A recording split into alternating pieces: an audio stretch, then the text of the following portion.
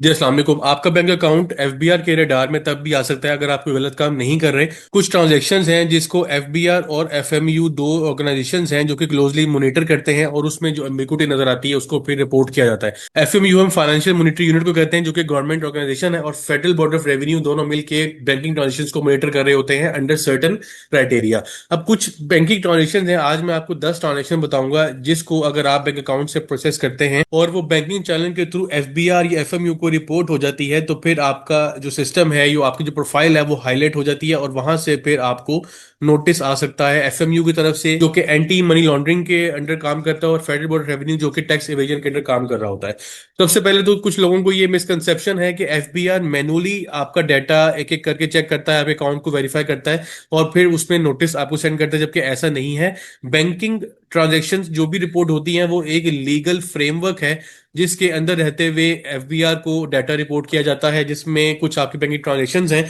जो एफबीआर को रिपोर्ट होती हैं अंडर सेक्शन 165A, जो कि इनकम टैक्स ऑर्डिनेंस का सेक्शन है, और कुछ ट्रांजैक्शन जो कि एफएमयू को रिपोर्ट होती हैं under anti money laundering act. तो ये दो तरह की जो एक लॉज हैं, जो दो तरह की ट्रांजैक्शन रिपोर्टिंग है, ये हम आज डिस्कस करेंगे। तो ये वो 10 ट्रांजैक्शंस हैं जिन्हें आपको गौर से देखना है। सबसे पहली ट्रांजैक्शन जिसके ऊपर नजर रखनी है वो है लार्ज कैश डिपॉजिट या फिर विड्रॉल। अगर आप अपने अकाउंट में large amount of cash deposit में विड्रॉ कर रहे हैं, उसको हम डिस्कस करेंगे। कितनी लिमिट डिफाइंड है ये हम देखते हैं। एक रिपोर्ट है जिसको हम बोलते हैं सीटीआर, करेंसी ट्रांजैक्शन रिपोर्ट, जो कि बैंक के सिस्टम से जनरेट होती है, और वो उन ट्रांजैक्शंस को हाईलाइट करती है जो मंथली 2 मिलियन की एक डिपॉजिट का जो रेशियो है। अगर आपने अपने अकाउंट में एक महीने में 20 लाख की कैश की ट्रांजैक्शन की है, आइदर वो कैश डिपॉजिट है या कैश विड्रॉल है, तो वो ऑटोमेटिक सिस्टम के थ्रू, कोई मैनुअली लेटर नहीं लिखा जाता, ऑटोमेटिक सिस्टम के थ्रू रिपोर्ट हो जाती है टू द हायर अथॉरिटीज, जिसमें एफबीआर भी शामिल है और एफएमयू भी शामिल है, फाइनेंशियल मॉनिटरी यूनिट। तो आपको अपने अकाउंट पे नजर रखनी है, आपको एक कैलकुलेशन बनानी है कि मंथली 20 लाख का मतलब है कि आप अगर एक हफ्ते में 5 लाख से ज्यादा की cash transaction either deposit form में या विड्रॉल फॉर्म में कर रहे हैं, तो फिर आपका अकाउंट हाईलाइट हो सकता है। तो इसके ऊपर आपको एक चेक मेंटेन करना है कि इस थ्रेशोल्ड से आपकी अमाउंट एक्सीड ना करे। सेकंड जो ट्रांजेक्शन है वो है unexplained foreign remittances. Foreign remittances Pakistan से बाहर से जो आपको पैसे पाकिस्तान में रिसीव होते हैं, यहाँ पे कोई रिलेटिव वहां पे बैठा हुआ है, यहाँ पे कोई भी जानने वाला है जो कि आपको पाकिस्तान में पैसे सेंड कर रहा है, बाहर के बैंक अकाउंट से आपके पाकिस्तानी बैंक अकाउंट में पैसे ट्रांसफर किए जा रहे हैं, लेकिन आप उसको एक्सप्लेन नहीं कर पा रहे कि ये किस हेड के अंदर आपको रिसीव हुए हैं या किस रिलेशन के थ्रू आपको रिसीव हो रहे हैं। फॉर एग्जाम्पल, आपको पाकिस्तान से बाहर कोई फैमिली मेंबर है, वो आपको कोई गिफ्ट सेंड करता है कैश फॉर्म में, आपके अकाउंट पैसे ट्रांसफर करता है, तो उसका सेपरेट एक प्रूफ होता है, सेपरेट डॉक्यूमेंट होता है, वो आपको मेंटेन करना है। अदरवाइज अगर आपके पास कोई एक्सप्लेनेशन अवेलेबल नहीं होगी उस फॉरेन रेमिटेंस के अगेंस्ट, तो फिर एफबीआर उस इनकम को बिजनेस इनकम या जिसको आप बोलते हैं फ्रीलांस इनकम वो कंसिडर करेगा, और उस पे आपको टैक्स लगा देगा और साथ पेनल्टी भी चार्ज करेगा कि आपने इसको अपनी रिटर्न में डिक्लेयर नहीं किया। थर्ड जो गलती है आप अपने बैंक अकाउंट्स में जो ट्रांजेक्शन करते हैं वो है आपका जो पर्सनल अकाउंट है या आपका बिजनेस अकाउंट है, उसमें आप सेपरेशन नहीं करते। फॉर एग्जांपल, एक बंदा है जो कि अपना छोटा सा कारोबार चला रहा है, दुकान चला रहा है, उसका एक बिजनेस अकाउंट है, और दूसरा उसका एक अपना पर्सनल जो उसने अपने खर्चे वगैरह मैनेज करने हैं घर के, या उसके पर्सनल अकाउंट जिसको हम बोलते हैं उसके अपने नाम पे खुला हुआ है, ये उसके बिजनेस के नाम पे होगा, ये उसके अपने नाम पे होगा। उन दोनों अकाउंट्स में ट्रांजेक्शन जो कर रहा है उसमें कोई रिकंसिलेशन नहीं है, मिक्स ट्रांजेक्शन चल रही, कभी वो यहाँ से पैसे यहाँ ट्रांसफर करता है, वो कभी यहाँ से वो यहाँ पैसे ट्रांसफर करता है, उसमें कोई उसके पास बाइफर्केशन अवेलेबल नहीं है। एफबीआई यूजली इसको अनरिपोर्टेड इनकम का नाम देता है, जिसमें वो ये कह सकता है कि आपने अपनी इनकम को छुपाने के लिए इतनी ट्रांजेक्शन जो है वो आपने फंड ट्रांसफर के थ्रू मूव की हुई है अपने पर्सनल अकाउंट में, और पर्सनल अकाउंट से वापस आप बिजनेस अकाउंट में मूव कर रहे हैं, तो ये इसको अनरिपोर्टेड इनकम में ट्रीट करके आपको टैक्स लगा सकता है। अनरिपोर्टेड का मतलब होता है बेनामी ट्रांजेक्शन, ऐसी ट्रांजेक्शन जिसको आप छुपाना चाह रहे हैं और उसको डिफरेंट रूट्स के थ्रू आप अपने बिजनेस अकाउंट में इन करते हैं या आउट करते हैं, तो इसके ऊपर एफबीआर आपको नोटिस कर सकता है। ट्रांजैक्शन जो अपने बैंक अकाउंट से फ्रीक्वेंटली कर रहे होंगे जिसकी वजह से आपका अकाउंट हाईलाइट हो सकता है, वो है फ्रीक्वेंट थर्ड पार्टी ट्रांजैक्शंस। इसमें आप फंड ट्रांसफर करते हैं अपने अकाउंट से किसी और बैंक अकाउंट के अंदर, और इस तरह के आपके मल्टीपल फंड ट्रांसफर्स हैं किसी एक महीने में या कोई भी एक पीरियड अगर एफबीआई या एफएमयू सिलेक्ट करता है। उसकी वजह क्या है कि वो अगर आपका बिजनेस रिलेशन या कोई और रिलेशन उसे साबित नहीं होता जिसकी वजह से आप इतने फ्रीक्वेंट उनको फंड ट्रांसफर कर रहे हैं, एक मल्टीपल अकाउंट्स मल्टीपल सीएनआईसी के अंदर जो मेंटेन हो रहे हैं अकाउंट्स, तो वो आपको फिर बेनामी ट्रांजैक्शन के अंदर इसको ट्रीट करेगा, और इसके अंदर वो फिर आपको मनी लॉन्ड्रिंग एक्ट के अंदर भी लेके आ सकता है कि आप पैसों की जो है वो लेयरिंग कर रहे हैं, डिफरेंट सोर्सेज से उसको मूव कर रहे हैं, ताकि उसका असल जो रूट है वो ना पता चल सके। एंटी मनी लॉन्ड्रिंग एक्ट के अंडर भी आपको नोटिस किया जा सकता है। फिफ्थ टाइप ऑफ ट्रांजेक्शन जिसकी वजह से आपका अकाउंट हाईलाइट हो सकता है या आपकी जो प्रोफाइल है वो रिस्क कैटेगरी में आ सकती है, वो है डोरमेंट अकाउंट के अंदर अचानक से आप कोई हैवी ट्रांजेक्शन स्टार्ट कर दें। अगर आपका कोई अकाउंट डोरमेंट पड़ा हुआ था, अचानक से उसको आपने एक्टिव करवाया, एक्टिव करवाने के बाद उसमें आपने हैवी कोई ट्रांजैक्शन या क्रेडिट पैसे आपने उसमें भेजे, अपने बैंक फंड ट्रांसफर किए, या कोई भी आपने कैश लगवाया या चेक ट्रांसफर करवाया, तो वो हैवी ट्रांजैक्शन ऐसी अकाउंट में जो कि पहले से डोरमेंट पड़ा हुआ था, वो हाईलाइट होती है through a report called STR, जिसको हम बोलते हैं सस्पिशियस ट्रांजैक्शन रिपोर्ट। ये बैंक ऑटोमेटिकली FBR को सेंड करता है, FMU को सेंड करता है, बताया जाता है कि ये डोरमेंट अकाउंट है, अब इसके अंदर ये ट्रांजेक्शन हो रही हैं, तो STR के थ्रू उसको रिपोर्ट किया जा सकता है आपकी profile. Sixth type of transaction जो हाईलाइट हो सकती है, जो जिसकी पेमेंट आप अपने बैंक अकाउंट से कर रहे होंगे, वो है high value transactions. High value transactions का मतलब क्या है कि आपने कोई प्रॉपर्टी परचेज की है,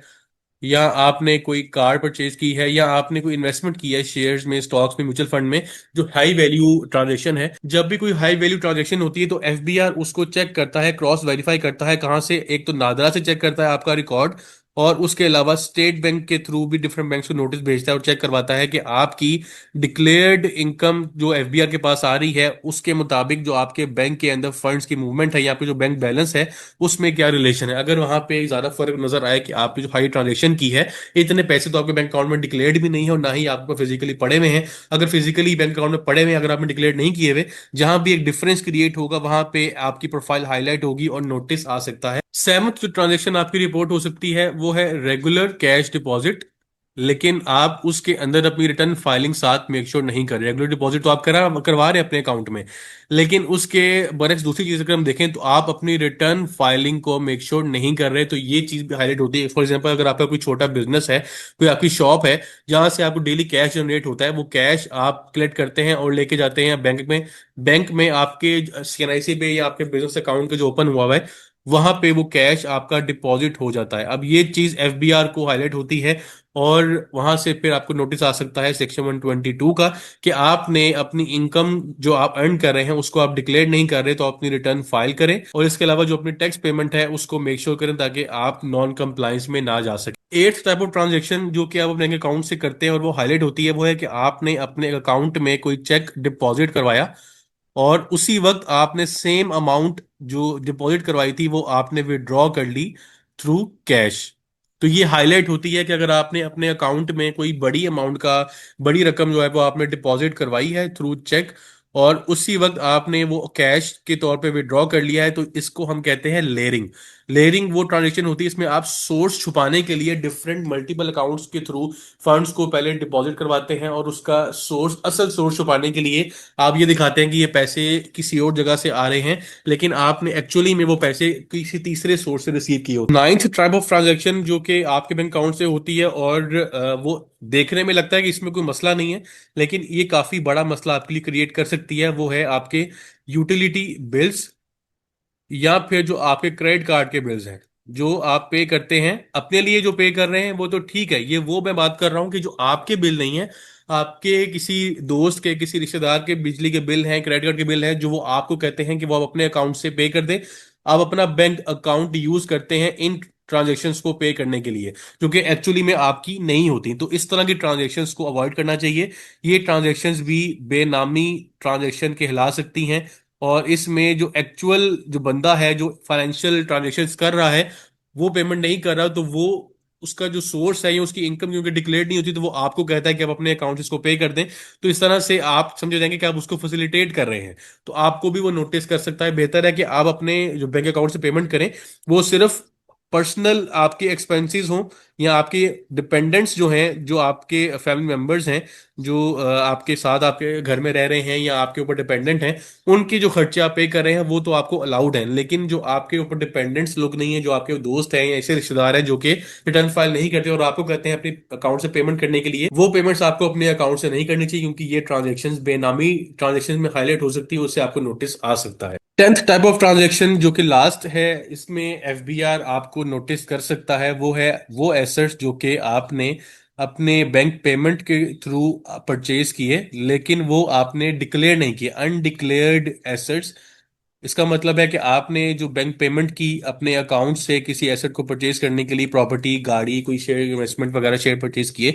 उसको आपने अपनी वेल्थ स्टेटमेंट में रिपोर्ट नहीं किया, आपने डिक्लेयर नहीं किया, तो वो आपके अनडिक्लेयर्ड एसेट्स कहलाते हैं। वहां से फिर आपकी इंक्वायरी स्टार्ट हो सकती है थ्रू एफबीआर। उसमें आपको नोटिस आ सकता है कि आपके बैंक अकाउंट से जो ट्रांजैक्शन हुई है वो आपकी वेल्थ स्टेटमेंट में कहीं रिफ्लेक्ट नहीं हो रही, तो ये कंसीलमेंट ऑफ एसेट्स है जिसके अंडर एफबीआर आपको नोटिस कर सकता है। तो ये वो 10 तरह की ट्रांजेक्शन्स थी जिसके ऊपर एफबीआर या एफएमयू आपके अगेंस्ट इंक्वायरी ओपन कर सकता है। इसमें चाहे आप किसी गलत इंटेंशन से काम ना कर रहे हो, लेकिन यहाँ पे कुछ ट्रांजैक्शन सिस्टम के थ्रू रिपोर्ट होती हैं जहाँ पे इंटेंशन बेशक आपकी गलत ना हो, लेकिन वो ट्रांजैक्शन का ऐसी एक नेचर होती है जो कि रिपोर्ट हो जाती है। लास्ट में हम ये डिस्कस कर लेते हैं कि आप एफबीआर के या एफएमयू की इंक्वायरी से किस तरह बच सकते हैं, अपने बैंक अकाउंट को आप किस तरह साफ रख सकते हैं कि आप ये 10 ट्रांजैक्शन जो अभी हमने डिस्कस की इनसे महफूज रहे। सबसे पहले आपको क्या करना है, आपको हर ट्रांजैक्शन का डॉक्यूमेंट अपने पास मेंटेन रखना है कि जो भी ट्रांजैक्शन आपने की है उसका डॉक्यूमेंट एज एन एविडेंस आपके पास अवेलेबल हो। कोई भी ट्रेल आपसे मांगी जाए तो वो आप उसको फौरी प्रोवाइड कर सकें। इसके अलावा सेकंड पॉइंट पे, आप जो भी एसेट्स या जो भी खर्चे वगैरह करें, जो इनकम अर्न करें, उसको अपनी वेल्थ स्टेटमेंट और जो आपकी इनकम टैक्स रिटर्न है जहां पे इनकम रिपोर्ट होती है वहां पे आप उसको हर साल रिपोर्ट करें, अपनी रिटर्न फाइलिंग को मेक श्योर करें, ताकि एक लीगल जो आपके ऊपर लाइबिलिटी है, चाहे आपकी इनकम लोअर थ्रेशोल्ड में फॉल करी जिसके ऊपर टैक्स अप्लाई नहीं होता, तो भी आप रिटर्न फाइल करें तो वो आपके लिए आगे जाके फायदेमंद ही होगा, क्योंकि आप फाइलर कैटेगरी में शामिल होंगे। जो भी ट्रांजेक्शन आप करेंगे आपको एक प्रेफरेंस दी जाएगी हर लिहाज से, आपके ऊपर टैक्स के जो रेट्स हैं कम अप्लाई होंगे, तो इस तरह आप जो एक इंक्वायरी है उससे बच सकते हैं। थर्ड पॉइंट में आपको इस चीज का ख्याल रखने की जरूरत है कि आप अपनी जो पर्सनल जो आपकी ट्रांजेक्शन है पर्सनल अकाउंट से करें, और जो आपके बिजनेस ट्रांजेक्शन है वो आप बिजनेस अकाउंट से करें। इन दोनों अकाउंट्स के अंदर आप कोई मिक्स ट्रांजेक्शन्स ना करें, ताकि आप एफबीआर के और एफएमयू के जो बेनामी ट्रांजेक्शन्स के जो नोटिस आते हैं उनसे बच सकें। तो इनमें सेपरेशन करना बहुत आपके लिए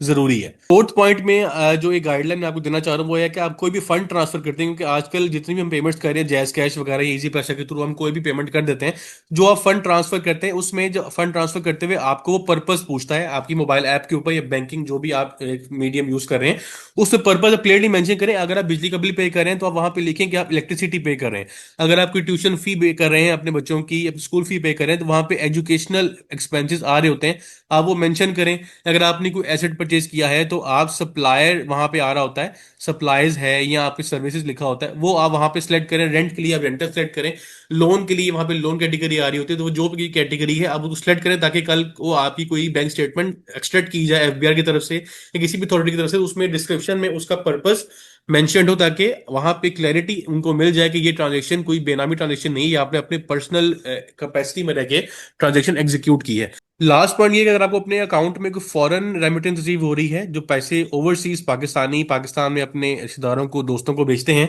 उसकी प्रॉपर डॉक्यूमेंटेशन होती है, उसका एक पीआरसी मिलता है, वो आप अपने पास मेंटेन रखें, ताकि आपके पास प्रूफ हो। एफबीआर आपसे पूछ सकता है कि ये डॉक्यूमेंट जो आपको पैसे रिसीव हुए हैं इसके क्या पर्पज है, तो पीआरसी एक वैलिड डॉक्यूमेंट होता है जो कि बैंक इशू करता है, उसको अपने पास मेंटेन रखें ताकि आप अनड्यू टैक्स की जो लायबिलिटी है उसमें ना परेशान होते रहें। तो ये जी डिटेल एक वीडियो थी रिगार्डिंग 10 ट्रांजैक्शंस। इसके साथ हमने इसका सोल्यूशन भी डिस्कस किया कि आप अपने अकाउंट को किस तरह सेव रख सकते हैं। आपको चाहिए कि अपने बैंक अकाउंट को, अपने ट्रांजेक्शन्स को क्लियर रखें, अपनी रिटर्न फाइल करें, ताकि आप हर तरह के नोटिस से महफूज रह सकें। इंशाल्लाह इस वीडियो में नए टॉपिक के ऊपर डिस्कशन होगी। अपने हाल रखिएगा। अल्लाह हाफिज़। मैंने अपने व्हाट्सएप पे चैनल बनाया है सीए पैकेज शेख के नाम से। इसमें जितनी भी रिसेंट अपडेट्स हैं वो आपको एक्सक्लूसिवली यहाँ पे अवेलेबल होंगी, रियल टाइम पे आपसे शेयर की जाएंगी। उसके बाद वीडियो में जो भी मैं डिस्कशन करता हूँ उसको मैं पहले ही ग्रुप में बता दूंगा इंशाल्लाह कि जो आज हम डिस्कशन करेंगे वो किस टॉपिक के ऊपर होगी। उसके अलावा जो भी नई अपडेट्स आएंगी वो इस चैनल के ऊपर आपको उसके लिंक्स या डॉक्यूमेंट्स आपको अवेलेबल होंगे। तो आपसे रिक्वेस्ट है, मैंने लिंक इस चैनल का